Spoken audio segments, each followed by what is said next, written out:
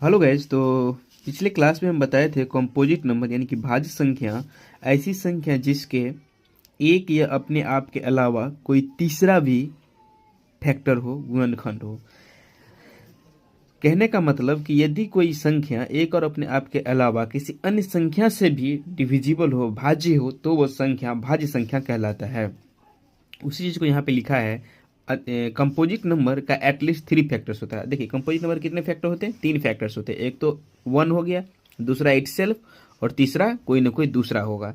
तो वही कह रहा है, जैसे देखिए अगर हम 4 का बात करेंगे तो 4 का देखिए एक फैक्टर क्या हो जाएगा? 1, दूसरा 2 और तीसरा 4 खुद हो जाएगा। तो देखिए एक और अपने आप के अलावा ये दूसरा कोई तीसरा नंबर आ गया ना, इसीलिए ये 4 जो हो जाएगा ये भाज्य संख्या हो जाएगा, कंपोजिट नंबर हो जाएगा।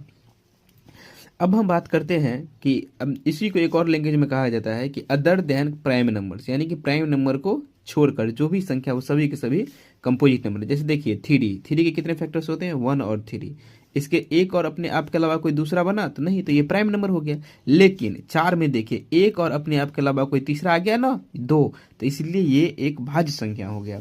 अब बात करते हैं कि भाज्य संख्या का। 4, 6, 8, 9, 10, 12 ये सभी में जितने हम एग्जाम्पल बताए हैं, इस सब में एक और अपने आप के अलावा एक तीसरा फैक्टर भी है। जैसे 4 में देखिए 2 आ गया, 6 में तो बहुत सारा आ जाएगा, 1 आ जाएगा, 2 आ जाएगा, 3 आ जाएगा और 6 भी आ जाएगा। 1, 2, 3, 4 हो गया। एक और अपने आप के अलावा देखिए 2 भी आ गया और 3 भी आ गया, इसलिए ये भाज्य संख्या है।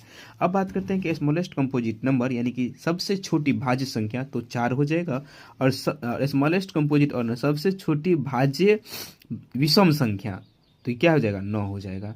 अब आगे बात करते हैं देखिए एक के बारे में बात करेंगे तो 1 is neither nor neither prime nor composite. 1 जो है न तो अभाज्य संख्या है और न ही भाज्य संख्या है। ये भाज्य संख्या एग्जाम्पल जो भी पीछे बताए थे 4, 6, 8, 9, 10 डॉट डॉट डॉट। अब बात करते हैं परफेक्ट नंबर का। देखिए परफेक्ट नंबर क्या होता है?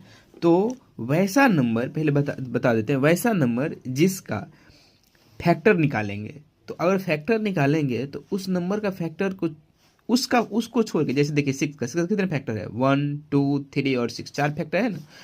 तो इस 6 को छोड़ करके बाकी जितने फैक्टर हैं, मतलब खुद को छोड़ करके बाकी जो फैक्टर जैसे 1, 2, 3, इस तीनों का योग करेंगे, जोड़ करेंगे। यदि 6 के बराबर हो गया तो 6 जो हो जाएगा परफेक्ट नंबर हो जाएगा।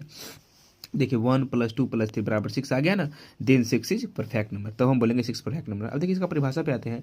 यदि किसी संख्या के सभी गुणनखंडों का योग, देखिए इसका कितना गुणनखंड है? 1, 2, 3, 4 हुआ ना, तो सभी गुणनखंडों का योग, और बशर्ते कि जो खुद संख्या है उसको छोड़ करके